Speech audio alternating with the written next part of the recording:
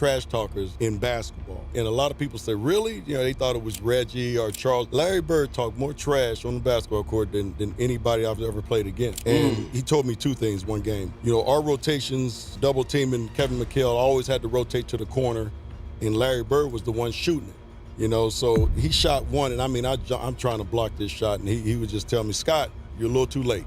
Oh. You know, a little too late. So we playing them, and the last play, he says to James Worthy, he said, you guys don't have to worry about it. I'm going to go right over that corner. He said, they're going to set a screen for me. We're taking the ball out. He said, I'm going to curl right over. And he's telling us to play. Oh. He's telling us to play before they even take it out. He said, I'm going to go right over to that corner, and I'm going to catch it, and I'm going to shoot it, and I'm going to tie the game or win the game, whatever the case may be. That's so disrespectful. They take the ball out, and I think it was either Danny or DJ? The late, great DJ. Yeah. Take the ball out, the man curl right to the corner, caught the shot, shot a three, game over. It's like, are you effing kidding me? That's so demoralizing. Imagine someone telling you what they're gonna do, and then execute that plan right in front of your face. That is the most disrespectful. That's wild. I always tell the story about Larry Bird. I remember him, he was cursing under his breath. And I asked him, I said, Larry, what's going on with you? He says, you guys are being disrespectful to me. And I says, what are you talking about? He says, you guys are putting a white guy on me. Whoa. That's disrespectful. That is actually crazy. That is so crazy. But, and I understand where he's coming from. Like, ain't nothing wrong with the white hoopers. I love the white hoopers. I love everybody who can hoop, right? But we talking about like pure athleticism, right? Like, we talking about somebody, like, yeah. I get where he's coming from. But there are some great white defenders out there. But, yeah, that's interesting. I started laughing. I had no comeback when he says, How do you respond to it's that? disrespectful when y'all put a white guy on me. The story goes that when he played against Denver, they had a guy named John Hansley, a white guy, a really good defender. Okay, right? he's a good defender. Yeah. They put him on Larry, and Larry was wearing his ass out. And Larry would run by the bench and tell Doug Moe, who was the coach, get him off me.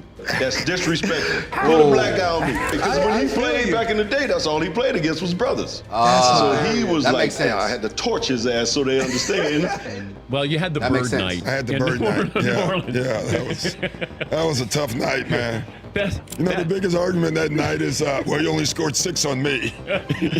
But nobody was guarding Bird, were they? Well, we were trying. You were trying to. No, but when a guy is literally coming up the court, calling his shots, and, you know, Bird talked a lot of trash. And that's in New Orleans. That's in New Orleans. In that game, we're on the free throw line, and he's like, he literally says, left side across the three, and you're listening to him. That's a tough feeling. Yeah, Bird used to tell me, look here, man, I'm gonna go shoot this motherfucking jumper in your face right there in that corner. And it's gonna be your Christmas present. I'm gonna wrap it up and bust your head open. All that shit. He told me, young fella, let me tell you something. I can shoot a jumper anywhere I want to. You're supposed to be a great defender, right? I'm gonna make sure I tell you where I'm gonna shoot the ball at. And I was like, man, come on now, you're not gonna shoot the ball. And so he said, I'm gonna take you over in that corner right there. You see it over there by my bench, right? And I'm gonna give you something, and it's gonna be this jumper. So he went right to that corner, and I'm up on him, I'm under him. And he said, young fella, what did I tell you I was gonna do? And he turned around, raised up, and it was all drawn.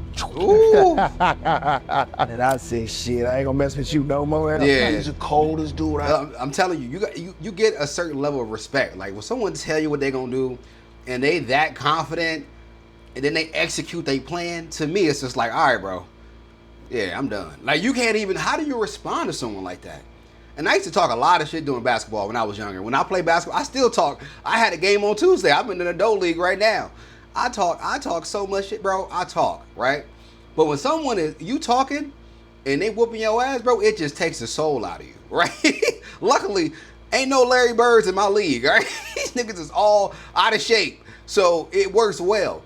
But with someone like that who can shoot over you and tell you exactly where they're gonna shoot it from, and man, they knock it down with confidence, you just gotta walk back and be like, you got it. You won. That's it. I would have walked off. Never seen with that shit, man. Everybody be talking about these greats. They don't be always mentioning him. He was the shit. Yeah. Shit, man. He'll give it to you any way he wanted to. Larry Bird was cold. I remember the first time I played against Bird. I'll never forget this. Go to shake his hand. I'm a rookie. I'm playing against the Boston Celtics in the Boston Garden. Go shake. And Larry put both hands behind his back. He wouldn't shake my hand. I said, okay, he's just getting into the game. First play of the game, he said, you don't even belong in this league, Holmes. And he shoots a 3. Woo. Now, I wasn't mad that he made the 3. But I said, this some bitch this called me Holmes. Yeah, Holmes is crazy. and he came down and did it again, so I'm pissed, you know. So the next time down, see me on the breakneck pitch, and I jump up and I throw it down on him, right? I mean, he fouls me. And he said, hey, Rook, I like you. You got heart. He said, but I'm still getting 30 on your ass. I mean, that's who he was. But that was the only time he ever talked trash to me, because he respected me, because he knew that I was gonna keep coming. Yeah. That really taught me something, you know. If you wasn't prepared to play against guys like that, you got embarrassed.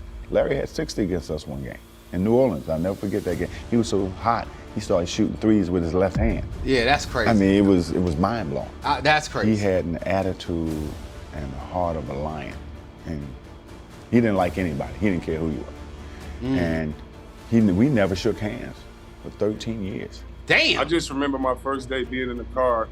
And, 13 years? Or getting off the plane, and I see a sign, and it says Mr. Bird and Mr. Weber.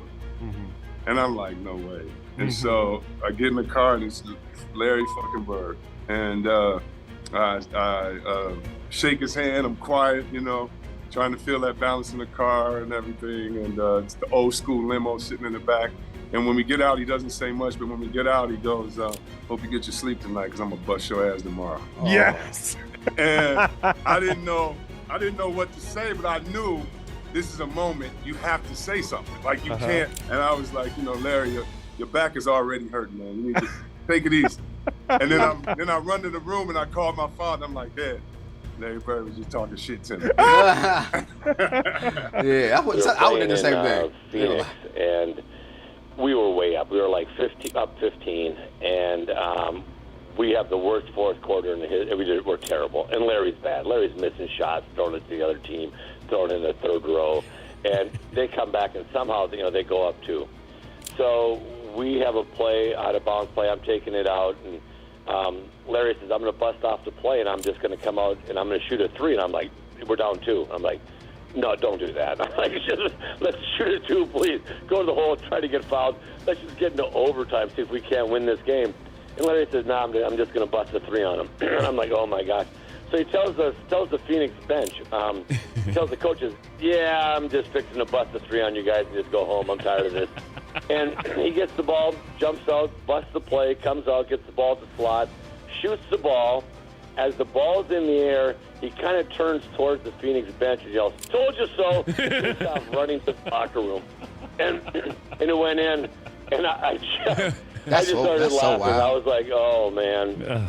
You know, it's just one of those ones where you just kind of, he has such supreme confidence, and it was just, but I just, that's the one when you're back in, and Larry went in and said, well, I won the game in the first 3 quarters, then I lost it in the third quarter, or the fourth quarter, excuse me. Then I won it at the end. He goes, my record tonight is 2-1. We all just kind of laughed about it. I'm going to tell this story. We're in LA, and I'm hurt. I got a pulled hamstring, so I'm not playing tonight. So I can't play against the Celtics. You know, I'm killing myself. You know, Larry's warming up. The anthem is sung and get introduced. And right before they go out on the court, Larry comes down and says, you know what? Since you're here, I'm going to put a show on for you. So you just sit back and watch, okay? Don't worry. I'm going to put a show on for you. And I'm like, man, get out of my face, man. I want to hear that. You know, that's Celtics and the Lakers. And he went out. I think he scored 38 points, about 20 rebounds, about 15 assists. God. And every shot. Wait, did he say 38 points, 20 rebounds, and 15 assists? Is that true? That's a hell of a stat. He would shoot. He would turn to me. Every time he hit one, he'd look at me.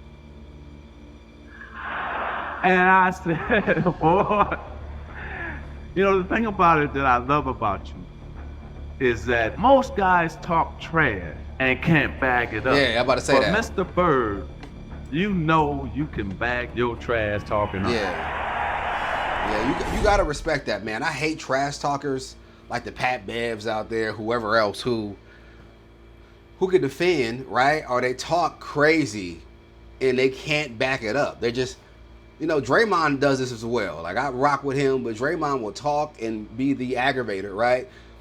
And at least Dennis Rodman, he did his job well. He will defend you, he'll aggravate, he'll get under your skin, and he'll win by doing mental, mind games with Karl Malone. If they both get ejected, they just lost their star player. And Dennis Rodman, yes, he's amazing, but he wasn't like a mega star. You know what I mean? But he was a phenomenal rebounder, right? And so he played his part to a T. He knew he did his job very well, and he was amazing at it, right? So, but like Draymond would just be mad for no reason, want to fight, want to do this, can't back it up. In the game, 2 points, 7 fouls, and 2 rebounds, and be talking the most. I hate that. But no, man, I'm loving this basketball journey, man. Y'all gotta understand something, man. I love basketball, right? I got a whole basketball YouTube channel that I'm gonna put down below that I want to start posting more on. So if you want to see that, let me know. Yeah, go ahead and subscribe to it. It's one of my channels I'm working on because I love sports. I love basketball. I love football. I just love sports in general. So my goal is to start posting more often on those channels. All right, so like button, sub button. I see y'all boys. So, by the way, if y'all want more Bird videos or whoever else, Magic versus Bird, Jordan, whatever, y'all let me know in the comments and I got y'all. Like button, sub button. I see y'all boys soon. Kingston, Majesty.